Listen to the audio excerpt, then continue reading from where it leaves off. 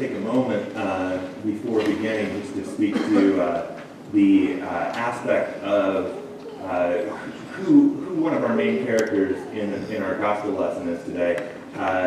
We hear about a centurion, and for most of you, you know centurions are Roman soldiers, and this weekend also happens to be Memorial Day in the United States of America, where we remember those who have lost their lives in the horrors of war. And I would ask us just to remember with a moment of silence and pray for those who have been lost, pray for the families that remain.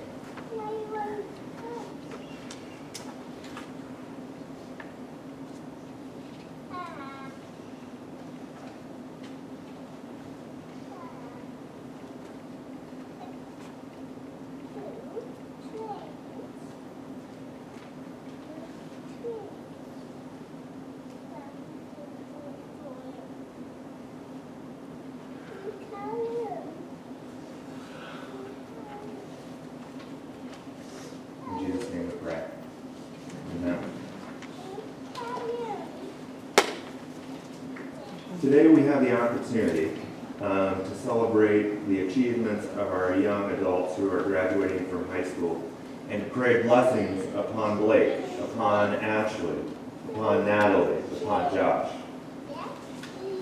As I read over this week's gospel lesson about the centurion, his sick slave, and Jesus, I felt led and compelled to speak specifically to our young people in their time of opportunity and challenge that always comes with major transitions in our lives. Hopefully, by God's grace, the rest of us will hear the good news of Jesus Christ as well. So, as I heard Luke's story about the centurion and Jesus, I was struck by how complicated this story is for being only 10 verses long.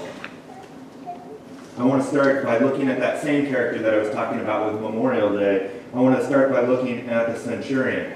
So I have a question for you, and you can answer here.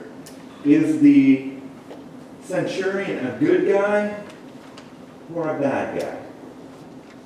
And you can't just say yes. You gotta give me some reasons here. Why is he a good guy or why is he a bad guy?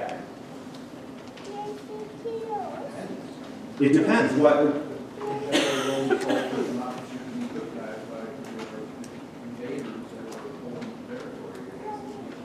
Yeah, they were an occupying enemy force, actively oppressing the people. So we've got a bad aspect there. What else? What else? Any other good or bad aspects about this character? He helped build their synagogue for them, which is a tricky one because we know that if you are trying to control a population, you might want to do something good for them. Just to so it's that's one of those challenging ones. We hope that he built it for the right motivations, but we don't know. Ben, did you? Okay, Ben brings up both sides of it. He says, one, he owns a slave, which kind of on the bad side. I think we can all agree slavery is bad. All right, so but Ben is saying he cares about his slave. Again, that's one of the challenging ones too, because it says, why does it say that he cares about his slave? It says very specifically in the gospel lesson, it says something interesting.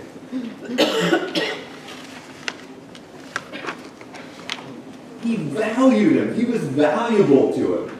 Not that he was a nice guy or he thought he was a great human being. He cost money. So we see this kind of tension. Anything else? Anything else that you see? The people respected him. The people respected him. Yeah, the people seem, and in that case, it might seem like this guy's taking care of us. We want to take care of him. This is a tough question, but I think that it might be an important question as we look at ourselves, as we look at our world, and as we look at our God. The centurion is complex. He is an officer in an occupying, oppressive army, and yet he's also a benefactor to both the city and its people. All right, I want my high school graduates to think back, way back to their 9th grade English class. Does anybody remember learning about flat characters versus round characters? Anybody remember about this? All right, so flat characters, you might remember, are one-dimensional. They're either good or bad, right? That's a flat character. A round character is more intricate. It has both good characteristics and bad characteristics. And round characters tend to be more like real people. But do we like round characters? Do we like complex characters? Do we like our characters to have flaws and imperfections? And I think this is the point that I want to talk about with our graduates today. How many of you know someone who is perfect? Are your parents perfect? It's safe here. They can't smack you. Are your friends perfect? Is your pastor perfect? Every day we walk this earth, we are surrounded by complicated characters. And we might have the suspicion that we too might be complicated. So stay with me here. If all the people we know and love are complicated, right? And if we can see the same complexities in ourselves, what does this mean about the God that we serve and love? Remember last week we talked about the very beginning. We went all the way back to Genesis and we remembered whose image we were created in. Whose image were we created in? God's. God's very own image. If we are complicated, then what does that mean about God? Complicated. As we read our Bibles, we realize that we serve this dynamic God who is constantly surprising and amazing us and maybe even scaring us a little. Graduates, if you take one thing with you from St. Peter's Lutheran Church, please remember how complex, how surprising, how amazing our God truly is. Because I worry sometimes that we in our churches have made Christianity too simplistic. I hear people all the time, our church just teaches the Bible. Really? Our church just preaches Jesus. Or the Lutheran Church is just about grace.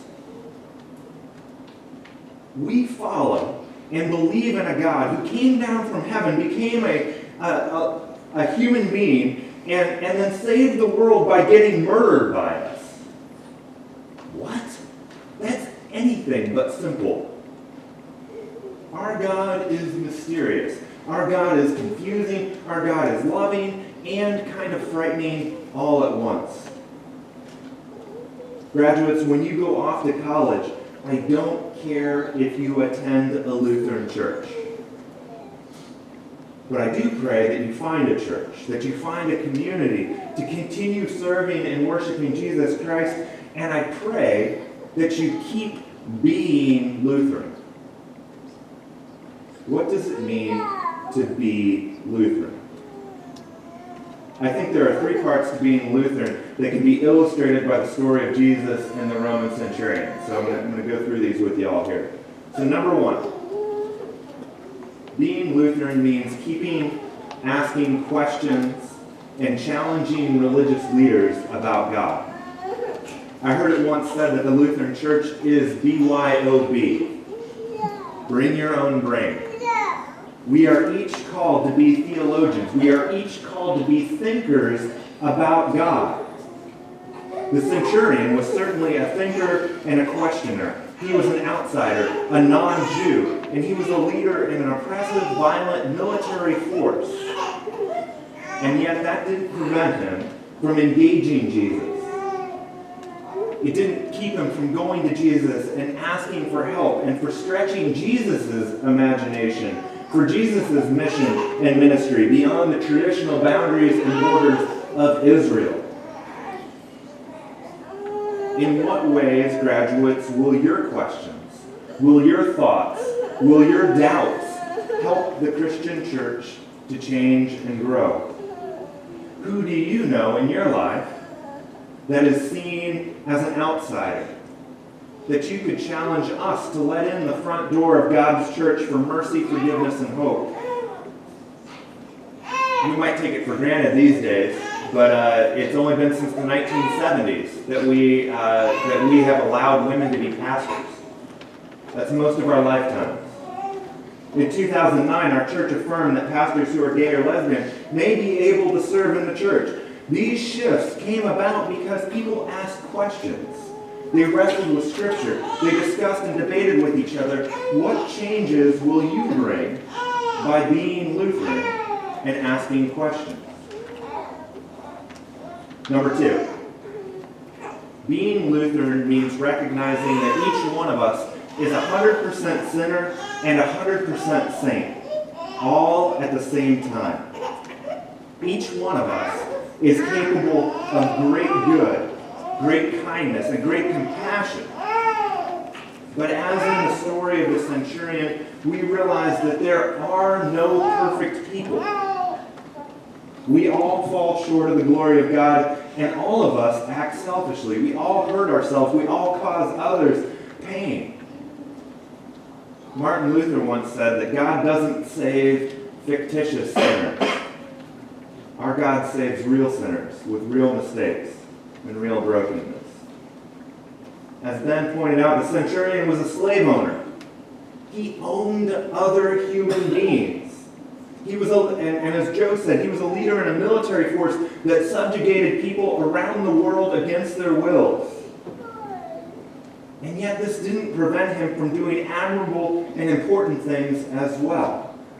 And the centurion's sins didn't stop Jesus from engaging him, from loving him, and from helping him.